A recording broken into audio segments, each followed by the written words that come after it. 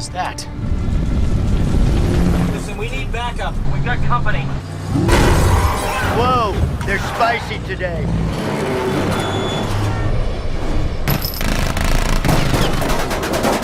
Can we stop for some burgers? I'm getting hungry.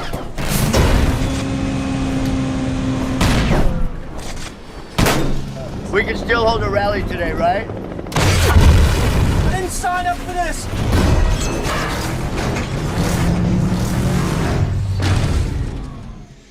What's up, guys? Your boy Benny. I don't think you're an idiot. I think you can connect the dots. And if given the evidence, then you'll come to the right conclusion. It's actually our job to present the evidence, the hard evidence, around the very mysterious, totally confusing circumstances that just really don't add up around Trump's assassination attempts. All of them.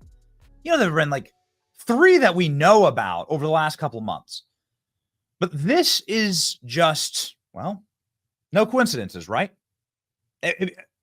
There are no coincidences in life. There's just patterns. Here's the Time magazine cover from days before President Trump was nearly murdered on his golf course. In trouble.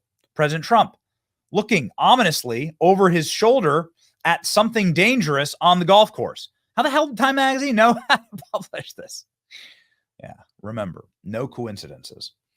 Well, we found out during that assassination attempt and during the last assassination attempt with Thomas Crooks and with Ryan Ralph that the FBI knew or had contact with the would-be assassins.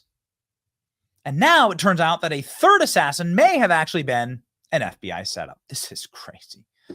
Breaking: Iranian plot to assassinate Trump was an FBI setup. I'm just going to read it to you, okay? We're going to read it to you. This is from Lee Smith. Lee Smith is a spectacular writer and a great investigative journalist who is independent and is looking into this from a clear-eyed editorial and journalistic, the rigorous perspective. The FBI entraps another fake assassin. Let's go. Editor's note. The day before Matthew Thomas Crooks sprayed gunfire at President Trump, Federal Bureau of Investigation arrested Asif Merchant, a Pakistani national who was admitted into the U.S. visa parole for significant public benefit. The Dallas office of the FBI sponsored Merchant's parole for the purposes of security interests. Huh? The mainstream media has framed the arrest as an Iranian plot gone awry. Lee Smith investigates Merchant's connection to Iran and analyzes the dangerous habit of the FBI of releasing an assassin into the country. Ryan Ralph, the second assassin at Trump's Palm Beach club, just a reminder, the FBI admits that he was on their radar. They had tips that he was a felon and he was in possession of a firearm, which is illegal. And guess what they did? Shrugged their shoulders. Very curious. 2 attempts on the life of former president in less than 2 months apart is unprecedented in American history. And yet it's not entirely surprising given that the country's most powerful institutions and industries have spent the last 8 years weaponizing the most suggestible and mentally ill of our citizenry to target Donald Trump and his supporters. Now it seems that the FBI may be recruiting them from abroad as well. Just a reminder, they released the bounty on President Trump's head. You still don't have the manifesto of the Nashville shooter, but the FBI released that there is a $150,000 bounty on Donald Trump's head for anybody who wants to take the shot. Why would they release that? Oh, there's really only one explanation, and it's not to keep Trump safe. According to the Trump campaign, the office official director of national intelligence recently briefed the Republican candidate on real and specific threats from Iran to assassinate him in an effort to destabilize and sow chaos in the United States. The Secret Service was alerted to these threats before July 13th attempt on Trump's life and reportedly increased his security because of it, but not enough to stop Matthew Thomas Crooks from shooting Trump in the face, killing Corey Compertor, and wounding 2 other attendees. There's little doubt that Iranians are taking target at Trump, the former intelligence officials whom I spoke with. The Iranians are promiscuous assassins, and they hate Trump more than anyone else on earth. Okay, says a retired CIA officer. Got it. All right, makes sense. Above all, there's the fact that Trump ordered the January 2020 assassination of Qasem Soleimani. So there's a lot of reasons for them to hate Donald Trump. Got it. The Islamic Republic definitely has it out for Trump. But it seems that the most recent Iranian plot to kill Donald Trump was hatched by the FBI. What? Last month, the DOJ announced that it has charged Pakistani national with connection to an Iranian plot to kill Trump. Trump was the target. The suspect, Asif Merchant, entered the country in April and was arrested on July 12th as he prepared to leave the country. It appears that Merchant was the Iranian threat the Secret Service was briefed on before the July 13th rally. The FBI arranged his entry into the United States according to an August Twitter post from Fox correspondent Bill Maloogian. Merchant was admitted into the U.S. via parole for significant public benefit when Customs and Border Patrol encountered him at the airport in Texas in April, and after he flew in from overseas. The sponsor of his parole was the FBI themselves for security interests. Wait a second. So the FBI let this guy into the country. The FBI sponsored Trump's assassin from coming into the country. One of the three. Maloogian's sources told him that the FBI had intelligence on Merchant before he arrived in the United States and needed him to physically come into the country to develop the case on him and arrest him. And that if they had arrested him at customs, they would not have been able to gather enough evidence for his plot. So the FBI knew that he was there to kill Trump, and they let him go. They, in fact, sponsored him. But to date, there's little evidence the FBI developed a case based on intelligence collected before Merchant's entry. Rather, it seemed more likely that the federal law enforcement imported a terrorist entrapment target for the purpose of fabricating a plot. Former FBI agent turned whistleblower Steve Friend says the Bureau's playbook is simple. Identify a vulnerable person, establish fake friendships and undercover agents and informants, encourage him to agree and commit a terrorist act that he otherwise is incapable of committing, and then arrest him. Friend says that if the FBI really had a probable case for the arrest, it would make sense to facilitate Merchant's travel rather than going through a lengthy and possibly contentious extradition process. But what's curious, he says, is that he was in the country for several months before they executed the arrest. If the FBI had intelligence that Merchant's plan was to kill Trump before he arrived in the United States, then why didn't they just arrest him? It was all information about his actions while in the United States, says Friend. That doesn't mean that he hadn't done anything before then, but it confirms that they didn't have enough to arrest him when he arrived here. Neither the affidavit nor the indictment makes a strong case that Merchant is an experienced operative.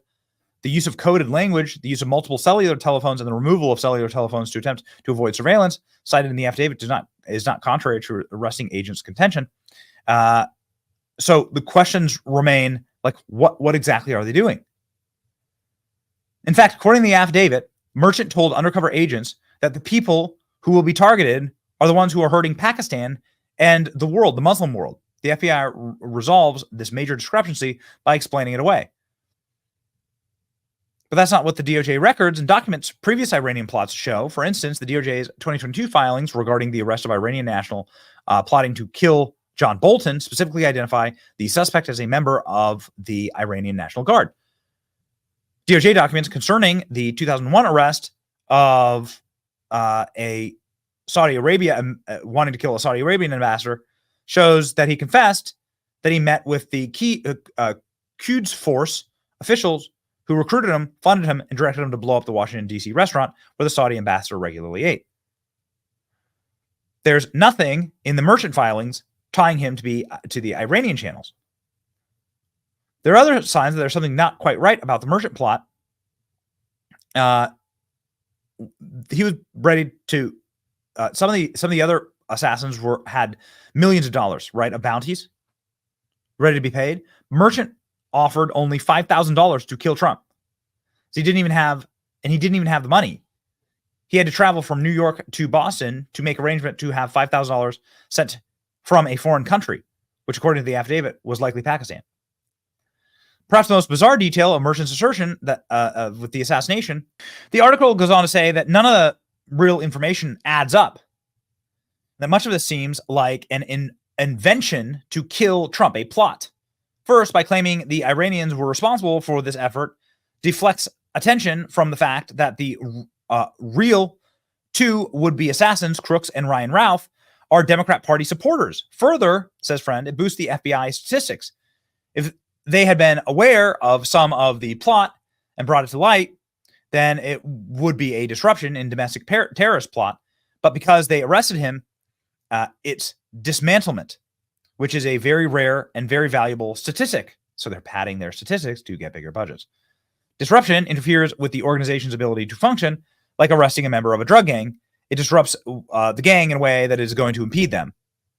So is this all to pad the numbers? The FBI can argue that he was forming an organization and they've dismantled it. The merchant plot is reminiscent of the Whitmer Fednapping. Court proceedings show that the entire scheme was cooked up by federal law enforcement.